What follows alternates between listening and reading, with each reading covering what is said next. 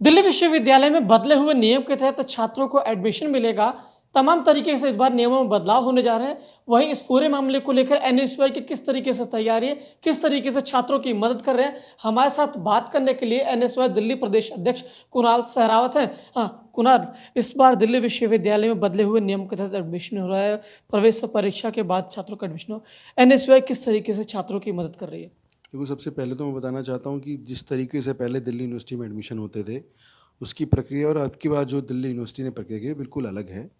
पहले छात्रों को एंट्रेंस के माध्यम से, बल्कि 12th की मार्कशीट के माध्यम से एडमिशन मिलता था, जिससे स्टूडेंट्स को कोई प्रॉब्लम नहीं होती थी।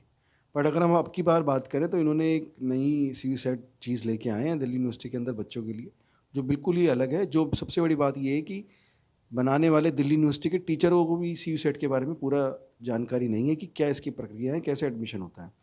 वहीं दूसरी तरफ कुछ दिन पहले की बात है जब स्टूडेंट्स के एडमिट कार्ड से उनका सेंटर चेंज कर दिया गया है।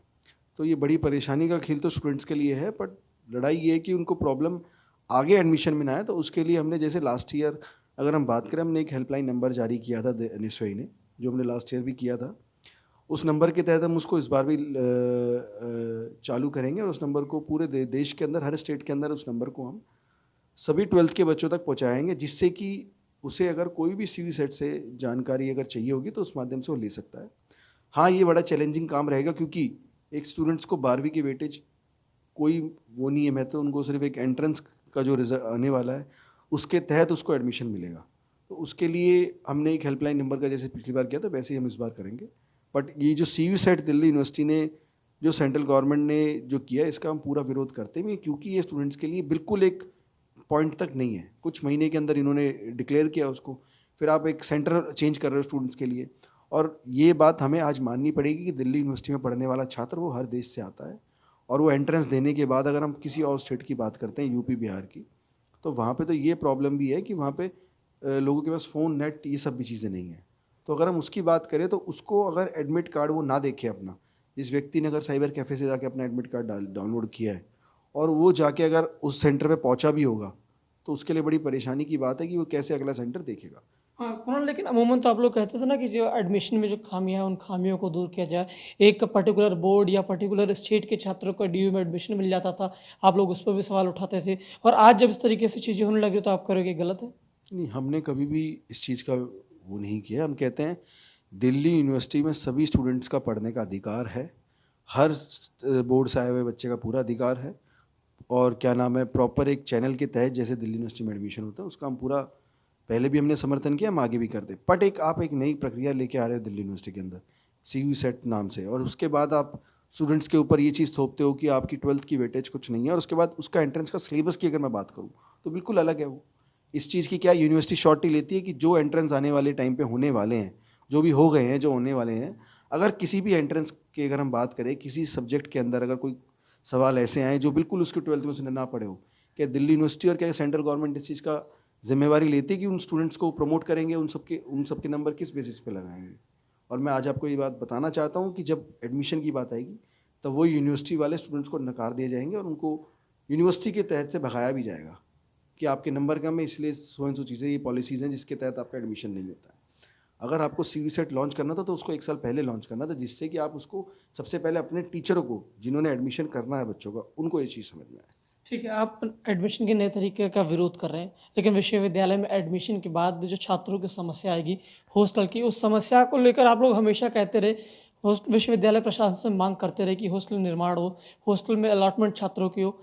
क्या हर साल ये चुनावी वादे हो जाते हैं, या इस बार भी जिस तरीके से छात्र आएंगे उन्हें हॉस्टल की परेशानियों से दो चार होना पड़ेगा? देखो जी, अगर नरेंद्र मोदी जी को अगर दिल्ली यूनिवर्सिटी में हॉस्टल बनाने से अगर उसको दोबारा पीएम की कुर्सी मिलती हो ना, तो वो हॉस्टल एक साल के अंदर ही बन सकता है। एग्जाम्पल सेंटर विस्टा प्रोजेक्ट है। आज इस देश के हालात ऐसे हैं कि UPSC aspirant, SSC aspirants, NEET aspirant, जितने भी अगर हम एस्पिरेंट्स की बात करें, आज वो अपनी मांग को जंतर मंतर पे बैठ के रख रहे हैं। आज पिछले 4 दिन से जंतर मंतर पे यूपीएससी सीसी वाले स्टूडेंट्स बैठे हुए हैं, रेलवे वाले बच्चे बैठे हुए हैं कि हमारा रिजल्ट निकाला जाए, हमारा एडमिशन एग्ज़ाम लिया जाए, हमारा टाइम पीरियड लॉकडाउन के तहत निकल गया है। तमाम प्रॉब्लम वगैरह हैं। जब ये बीजेपी सरकार उस चीज़ पे ध्यान नहीं दे रही है, तो हॉस्टल्स पे वो क्यों ध्यान देंगे? आज हमारे देश के वाइस चांसलर है दिल्ली यूनिवर्सिटी के, उन्हें कोई फ़र्क नहीं पड़ता स्टूडेंट से। तमाम टीचर्स हैं बजट सेंक्शन कर देते हैं, उसके बाद एडमिशन नहीं होता है। और क्या नाम, अगर आप गर्ल्स हॉस्टल की बात करते हो तो ये कोई गर्ल्स हॉस्टल का मसला आज का नहीं है, ये कई सालों से चलता आ रहा है। और मैं खुद जब 2017 में दिल्ली का उपाध्यक्ष था, मैंने खुद इस चीज़ का गर्ल्स हॉस्टल की मांग करी थी, और उस मांग के तहत इन्होंने कॉलेज, दिल्ली यूनिवर्सिटी को कॉलेज भी अलॉट की गई थी, ज़मीन भी अलॉट की गई थी। बट अगर वो उस चीज़ को आगे बढ़ाना ही नहीं चाहते हैं तो उसका तो देखो हमारे पास भी कोई वो नहीं है। ये दिल्ली यूनिवर्सिटी के वाइस चांसलर का काम है कि अगर गर्ल्स हॉस्टल की समस्या है तो करे। हमने तो कुछ 6 महीने साल भर पहले विरोध किया था, जब दिल्ली यूनिवर्सिटी ने बिल्कुल शॉर्ट नोटिस पे दिल्ली यूनिवर्सिटी खोल दी गई थी। जब खुद प्रॉक्टर मैम ने एक लेटर निकाल के दिया कि हम दिल्ली यूनिवर्सिटी को अगले 10 दिन के अंदर ओपन कर रहे हैं, उन बच्चों को बड़ी परेशानी हुई जो बंदा बाहर की स्टेट में रहता है। और ये सबसे बड़ी प्रॉब्लम ये है कि ये दिल्ली यूनिवर्सिटी के जो स्टाफ के लोग हैं ये चीज़ नहीं जानते हैं कि 90% बच्चा दिल्ली यूनिवर्सिटी में पढ़ने वाला डिफरेंट स्टेट से आता है, गरीब परिवार से आता है, जिनको के पास स्कूल की फ़ीस, हॉस्टल की फ़ीस और रहने की फ़ीस देने के भी पैसे नहीं होते हैं। वो दिल्ली यूनिवर्सिटी में इसलिए पढ़ते हैं ताकि उनके बच्चे पढ़ सकें, एक अच्छी शिक्षा ले सकें। और उस दौरान भी ये प्रॉब्लम आई थी। मैंने खुद डिप्टी प्रॉक्टर को, वाइस चांसलर को चिट्ठी लिख के दी थी कि किस तरीके से दिल्ली यूनिवर्सिटी के आसपास के जो लोकल एरिया हैं वो किस तरीके से बच्चों से डबल डबल चार्ज लिए जा रहे हैं, किस तरीके से सिक्योरिटी लिए जा रहे हैं, 5,000 के कमरे को किस तरीके से 15,000 दिया जा रहा है। क्यों? क्योंकि दिल्ली यूनिवर्सिटी ने 10 दिन के अंदर एक लेटर निकाल दिया कि हम 10 दिन के अंदर यूनिवर्सिटी खोल रहे हैं। तो बच्चा हड़बड़ाहट में पागल हो गया। उन माँ बाप से पूछो जिनके बच्चों के माँ बाप ने 5,000 के बेड के लिए 10,000 रुपये दिए, 15,000 रुपये दिए और साथ में सिक्योरिटी भी दी है। तो हमारी हॉस्टल की मांग पहले भी थी और आगे भी थी। और हॉस्टल की मांग नहीं है हमारी उन सब गर्ल्स कॉलेजेस की सेफ्टी की बात है जो गर्ल्स कॉलेजेस दिल्ली यूनिवर्सिटी में आते हैं।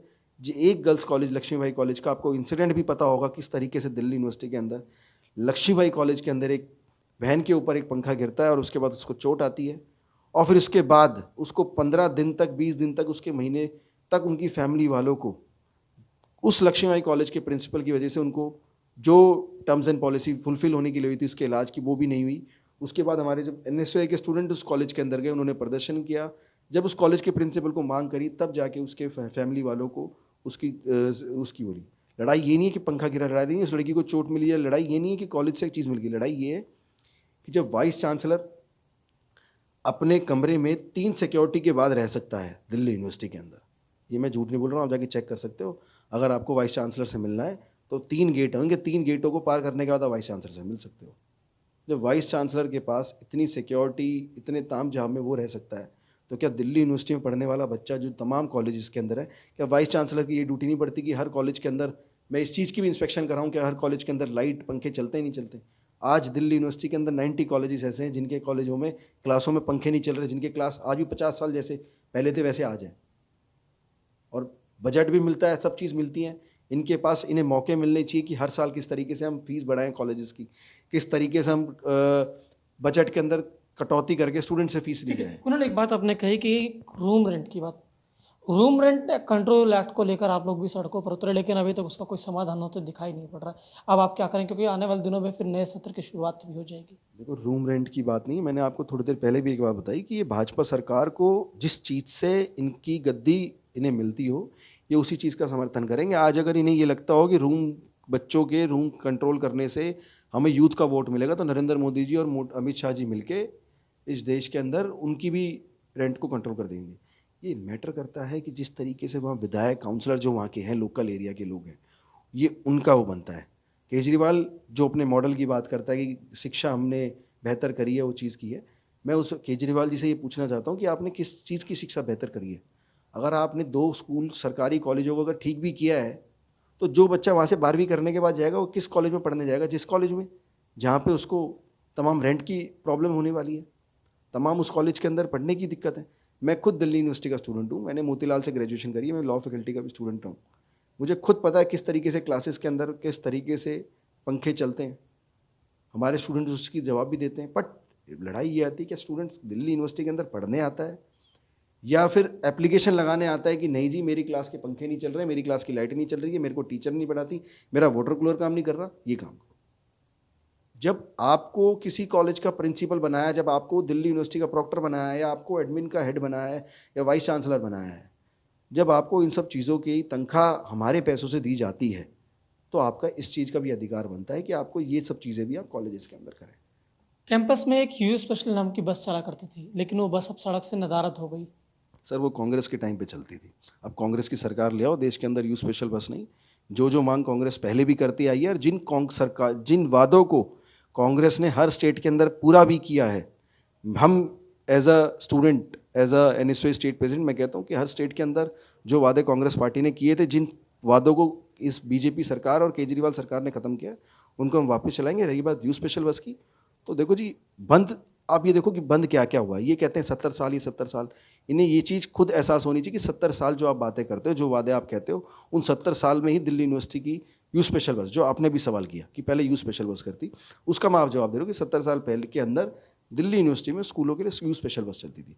और ऐसा नहीं है कि भाई सिर्फ एक वो हर कैंपस के अंदर चलती थी। मुझे आज भी याद है, मेरे परिवार वाले बताते हैं, मेरे फादर खुद दिल्ली यूनिवर्सिटी के स्टूडेंट रहे हैं, वो खुद बताते हैं कि किस तरीके से साउथ कैंपस के अंदर एक खुद कांग्रेस सरकार ने बसेस चलाई थी, जो मोतीलाल से लेके आरएसडी तक होती थी, जो उन सभी स्टूडेंट्स को लेके जाती थी। आज नहीं है, आज वो रिंग रोड से घूमती रहती है।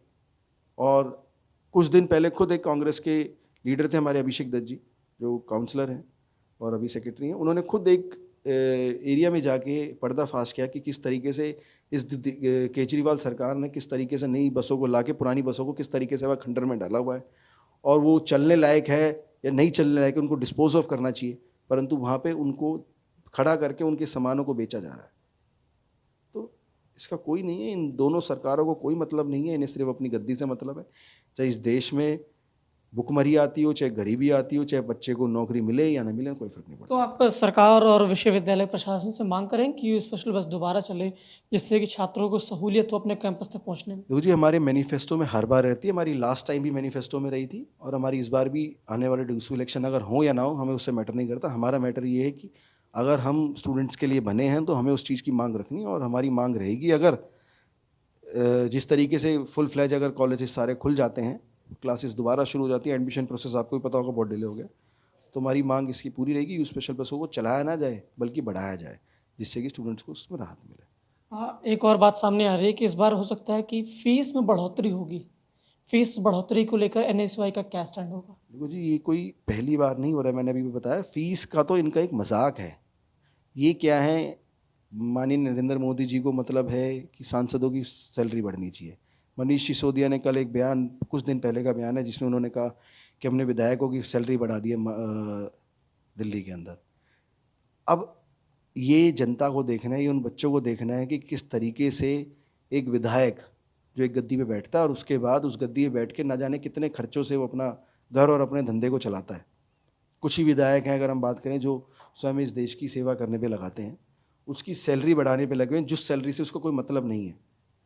और वहीं दूसरी तरफ ये दिल्ली यूनिवर्सिटी में इन चीज़ों को लागू करते हैं, फ़ीस बढ़ाते हैं। ये बड़ी शर्म की बात है कि 70 साल तक अगर किसी कॉलेज की फ़ीस नहीं बढ़ी, कांग्रेस की सरकार ने इस देश के अंदर अगर राज किया है, तो कभी भी इन स्टूडेंट्स पे उस चीज़ का बोझ नहीं आया है। कभी हमने फीसिस को कॉलेजेस के अंदर नहीं बढ़ाया है, कभी कटौती नहीं हुई है जिस तरीके से आज हो रही है, क्योंकि इस देश को नहीं चला पा रहे हैं। आज ये बजट में कटौती कर रहे हैं, हर साल, हर 5 साल के टेन्योर के बाद जिस तरीके से बजट पास करते हैं संसद के अंदर, उसमें हमारे यूजीसी बजट, कॉलेज बजट, तमाम बजटों को कम करते जा रहे हैं। और ये कहीं ना कहीं इनकी नकारात्मकता है, और इनकी सरकार ना चलने की वजह से ये दिल्ली यूनिवर्सिटी के बच्चों पर और तमाम कॉलेजेस के बच्चों पर फीस बढ़ा रहे हैं, जिससे कि वो निकालें। ठीक है, नए सत्र की दाखिले की तैयारी एक तरीके से चल रही है। छात्र संघ चुनाव होता है तो एनएसयूआई का क्या होगा तैयारी? देखो जी, आपने 3 तो मुद्दे मुझे खुद ही बता दिए हैं। यू स्पेशल बस बंद हो गई हैं, हमारी मांग उसकी बिल्कुल रहेगी। रही बात गर्ल सेफ्टी की, बिल्कुल हमारी मांग रहेगी, और साथ ही साथ इस चीज़ से मांग रहेगी कि हर कॉलेज के अंदर फर्स्ट ईयर के एडमिशन शुरू होने से पहले प्रिंसिपल इस चीज़ की श्योरिटी दे कि हम हर कॉलेज के अंदर, गर्ल्स नहीं, सभी कॉलेज में, भाई गर्ल्स, हमारी बहनें सिर्फ एक गर्ल्स कॉलेज में नहीं पढ़ती हैं, तमाम उन कॉलेजेस के अंदर भी पढ़ते हैं जहाँ हम सब लोग भी पढ़ते हैं।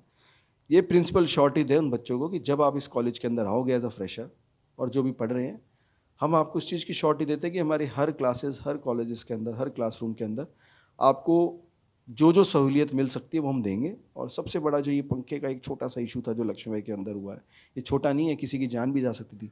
और मैं ये नहीं कहता ये घटना दोबारा नहीं होनी चाहिए, पर अगर हो सकती है, इसका मतलब क्या है कि कोई चीज़ ज़्यादा पुरानी होगी जिसके तहत वो गिर गई, तो हमारी इस चीज़ की मांग रहेगी। और यू स्पेशल बसेस को हमारी बिल्कुल मांग रहेगी, और हॉस्टल की भी बिल्कुल हमारी मांग रहेगी, और हमारी पहले भी रही है। लड़ाई ये है कि उसको फुलफ़िल करते हैं नहीं करते हैं। और अगर हमारी सरकार अभी इस बार अगर हमारा डूसू चुनाव जीता जाता है एनएसयूआई की तरफ से, तो इस चीज़ की गारंटी है हमारी तरफ से कि हम बिल्कुल ही गर्ल्स हॉस्टल बनवा के रहेंगे, चाहे उसके लिए हमें हमारे डूसू बजट को अगर हमें देना पड़ा तो वो भी हम देने के लिए तैयार हैं। बहुत बहुत शुक्रिया हमसे बात करने के लिए। तो ये थे एनएसयूआई दिल्ली प्रदेश अध्यक्ष कुणाल सहरावत, जिन्होंने कहा कि एनएसयूआई सीयू सेट का विरोध करती है, इसे तैयारी के साथ ही लागू करना चाहिए। तो साथ ही कहा कि जिस तरीके से अगर विश्वविद्यालय में कोई फीस की बढ़ोतरी हुई तो उसके लिए भी सड़क पर उतरने के लिए तैयार हैं। गणेश पाठक, ईटीवी भारत, दिल्ली।